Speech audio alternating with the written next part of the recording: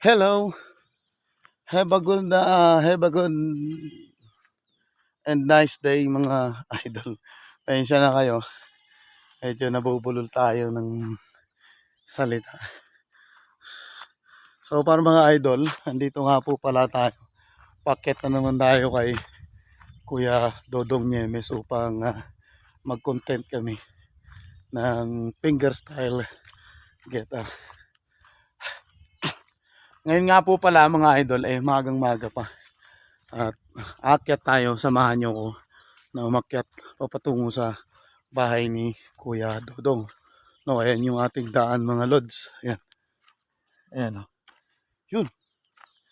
Yan yung ating pupuntahan. Yan. Lakad to the max tayo siyempre. Para makita ninyo mga idol, mga friend natin sa YouTube at mga legit supporter natin. At siyempre, shout out sa inyong lahat. At sa ibinigay nyo sa aking pagtitiwala at napakalaking pag-asa para sa channel namin ni Kuya Dodong. At syempre, although sabihin natin malayo siya, kailangan nating magtiyaga. Sabi, hindi natin sasayangin ang opportunity na binigay nyo po sa amin. Salamat po. God bless you all. Okay. Nakakapagod mga lods. Akit pa tayo ng taas na bundok.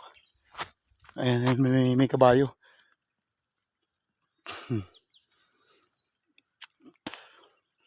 Ayan. Siyempre, baka sipain tayo ng kabayo. Mga lods, iiwas po tayo sa kabayo. Ano?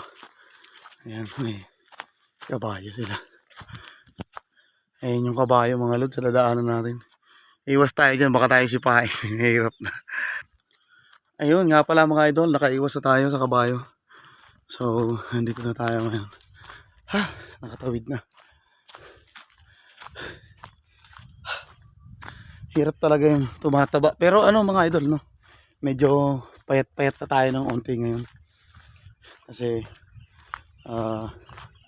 last time, nagkaroon na tayo ng, tawag dito, acid reflux. So, good news mga idol. Wala po akong iniinom na gamot. Pero, ano na siya, nalabanan ko na yung acid reflux. Medyo hindi ko na nararamdaman madalas o ng mas malalapang sakit ang aking tiyan. Wow! Mga lods, ang ganda ng daan. Tingnan nyo po. Oh, di ba? Oh, tabas na siya. Napakalinis na. So maganda tong ginawa ng mga residente dito kasi pinaluwag na nila yung daanan nila. Yun, tingnan nyo mga idol. Ayun yung daanan papunta kay Kuya Dodong. Halina po at samahan nyo ko hanggang makarating sa bahay ni Kuya Dodong. Ayan. Layo talaga mga lods.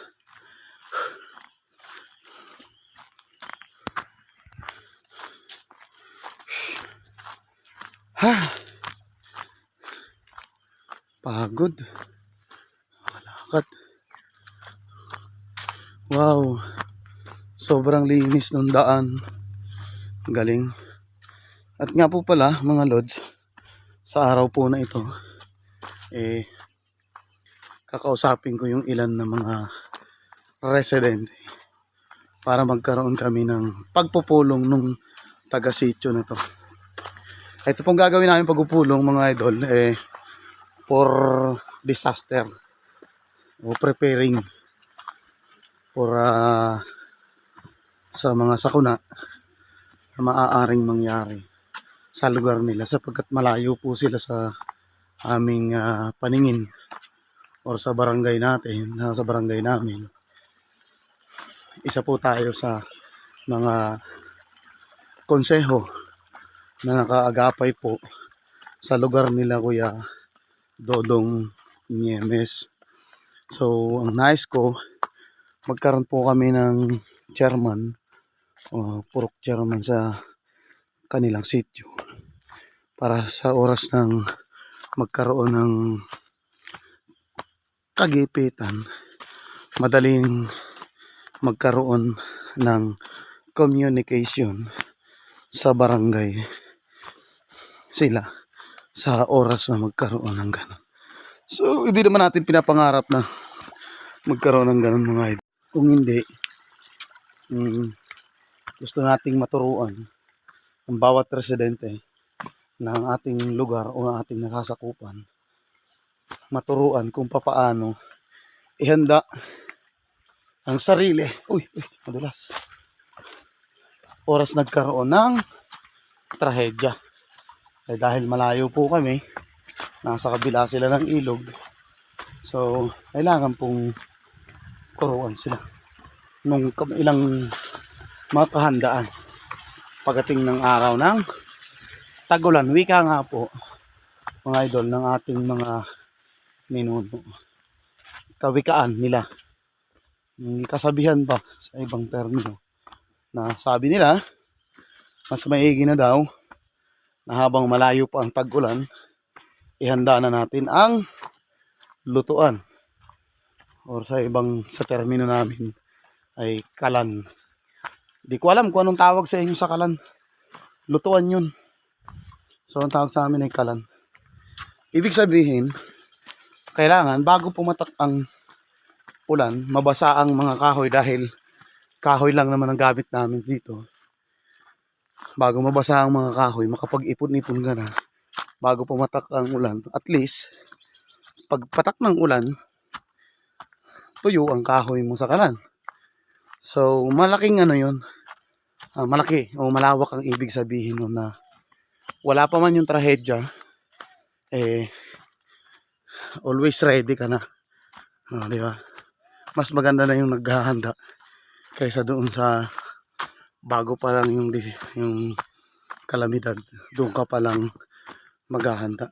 Pangit yun mga lods. Ayan. Hindi naman ito pakyat mga idol. Parang siyempre medyo papakyat din ang bagya, pero hindi siya akyat-akyat, kaya lang nakakapagod. Okay nga ito. Jogging na tayo mga lods. Wala tayong cameraman mga idol eh. Kumbaga ako na rin yung cameraman sa sarili ko. Walang available tayong cameraman. Ayan. Guys, samahan nyo ako hanggang makarating ako sa bahay ni Kuya Dodong.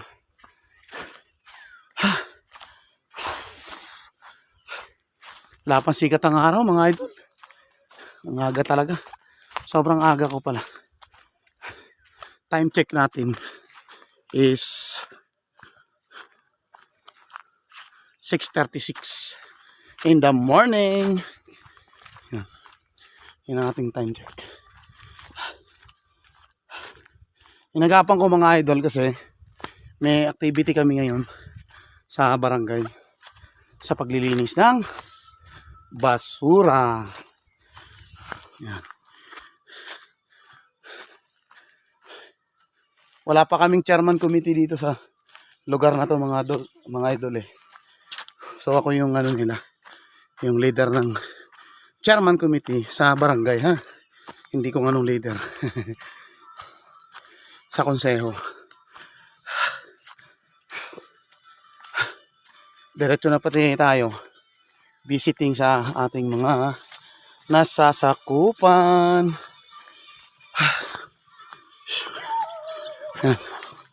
Ayan sila mga idol. Yun. Pensya na kayo, medyo malabo against the sun yung aking cellphone.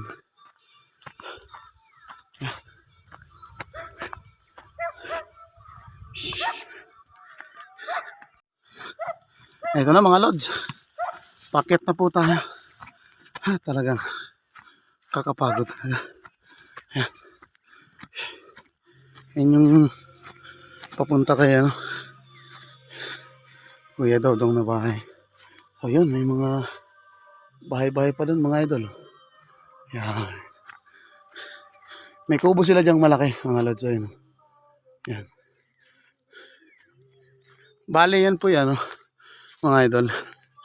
Yung kubo na yon, doon po sila nag-dry ng Blueternate. Blueternate. Yung halaman na parang kulay, ang tawag sa kanya, parang blue siya na parang violet eh.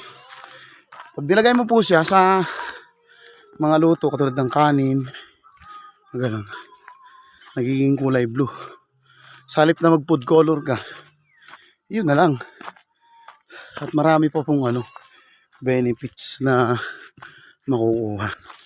At isa po sa mga benefits yan, lalo na po sa mga high blood, mataas ang hypertension, maraming sakit siya na kayang kontrolin.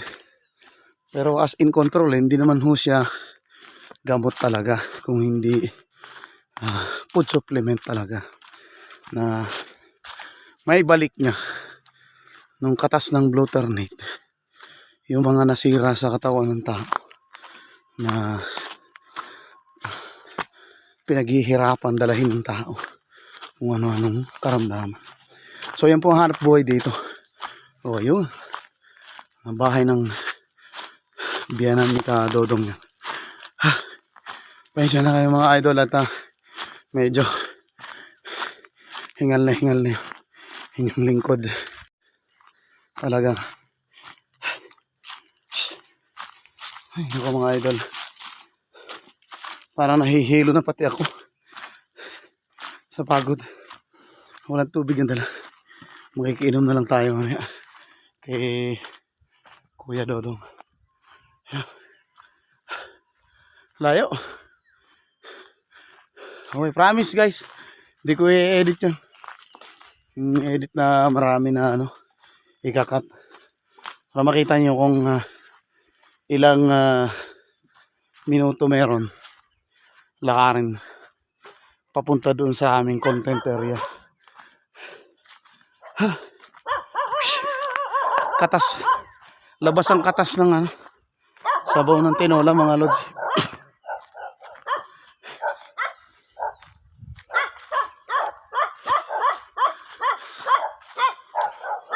Ayun na.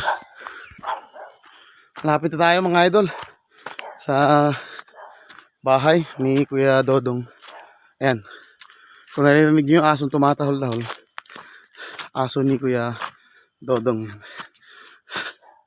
Siyempre, kailangan natin ang content ngayon. Kaya sana andito siya. Sarado pa yung bahay Kuya Dodong. Ayan na yung bahay niya mga lods. Ayan yung bahay niya Kuya Dodong. So ayan, mukhang wala yata siya dito. Tawag tayo. Weh! Pedo? Weh! Ako po. Tulog pa. Hello, good morning mga idol. Ito na nga po pala, inabot natin si Kuya Dodong. Nagsusuga ng kanyang mga kambing. Tara, at samahan natin ang Kuya Dodong sa kanyang pagsusuga ng kanyang alagang kambing. Ganyan po kasi pag yan si Kuya Dodong, nakala nyo. Tingnan nyo mga lods. Ayan.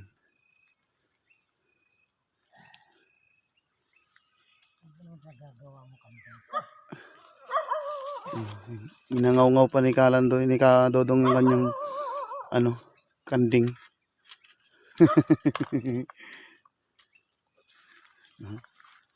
Yan na. Yan ang kanyang mga alagang hayop. Ilan po ba yan Kuya Dong? Isa lang yan. Isa lang yan. Ay.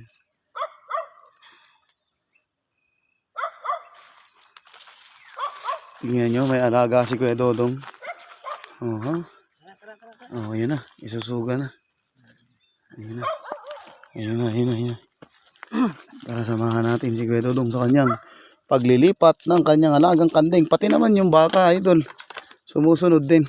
Ayan na.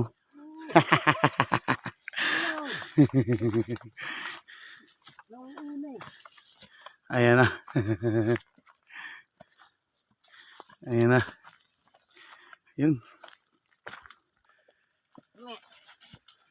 Ayan.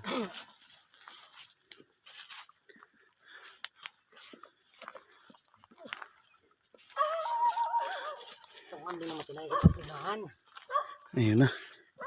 Ayan na, ayan na. Yun. Ayun na, hinihila na mga idol si Kuya Dodong. Oh, ha? Oh, ha? Ganyan kasipag ang ating content creator ng fingerstyle guitar na si Kuya Dodong.